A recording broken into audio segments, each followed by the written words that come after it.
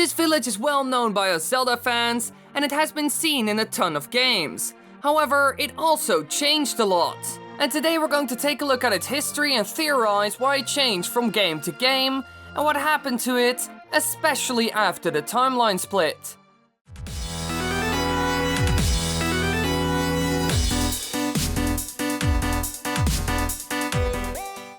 The first time we saw this beautiful village was in Ocarina of Time, and it's the main settlement of Hyrule. It's located in the northeastern portion right next to Hyrule Castle Town and at the foothills of Death Mountain. It is founded by the sheikah, which are the guardians of the royal family of Hyrule. The village was home to only the sheikah tribe, although it was later opened to the poor commoners by Impa, who was also born and raised in the village. As such, she's often considered the leader of KAKARIKO village, not only for having helped the poor commoners of Hyrule, but also for her great efforts in trying to turn the village into a great city to equal the bustling metropolis that is Hyrule Castle Town. So the origin story of this place is pretty epic and noble, and in Ocarina of Time, it was a great village, and the people there had a good life. But how long did this last? Since after the events of this game, the timeline split happened, and there were 3 outcomes. Ganondorf won, Link won, or the fight was prevented and it never happened. And all of these have different games set in them. So let's see what happened to KAKARIKO village in all of them. First up, the infamous downfall timeline. Here, Ganon was the winner. The first game set in this one is A Link to the Past, and KAKARIKO village is seen in this game, and it looks amazing. One thing that stands out immediately is that it's not the same place anymore, and it's less crowded. Why would this be? Well, this is actually quite easy to explain, since this is the downfall timeline. Here, Ganondorf took over the land for a while. If you look at Hyrule Castle Town in the adult years of Link, where Ganondorf rules over that part of the land, you can see they're all undead now. And the entire place is destroyed, and I bet the same happened to the inhabitants of KAKARIKO village. They wouldn't stand a chance against Ganondorf's forces, and the village was already in a bad shape after Bongo escaped from the well found there. So he probably destroyed it all, and even killed the villagers that couldn't escape before the attack. And in the end, they moved it all together and created a new village closer to the Lost Woods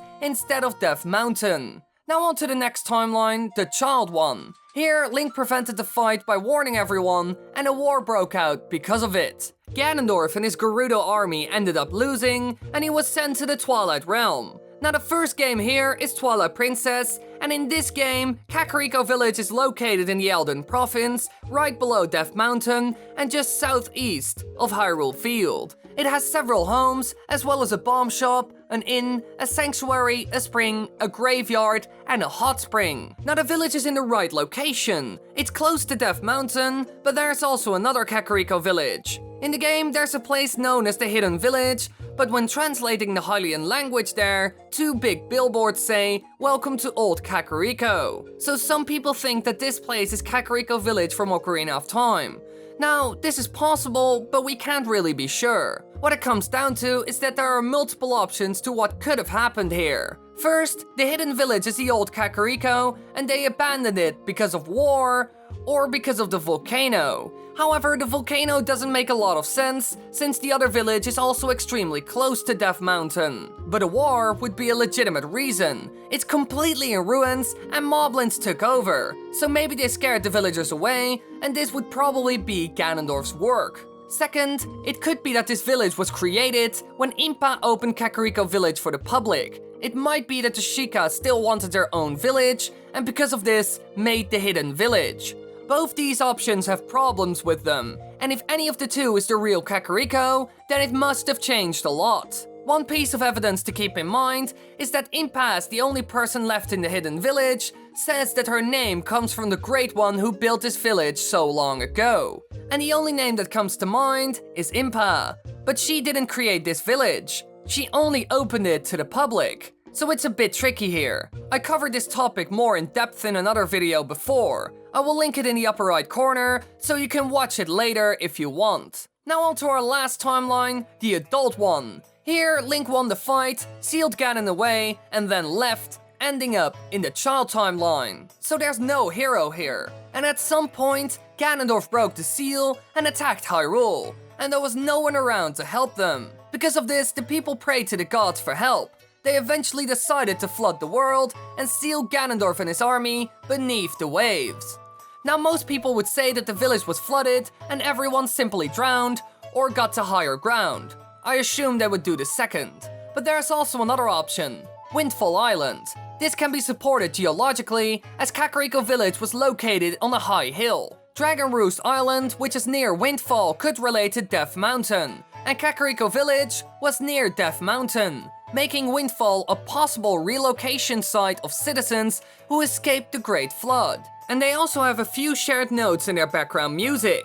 It is also noteworthy that a shared feature of Kakariko and Windfall is the similarity between the windmill and the wind-powered Ferris wheel. Clearly, there's a lot connecting these two.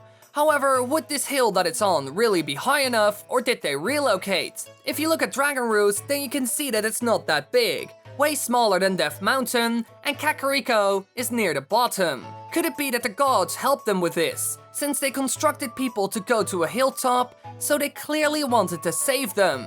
Maybe they decided to raise the ground underneath Kakariko village, so they can still live there.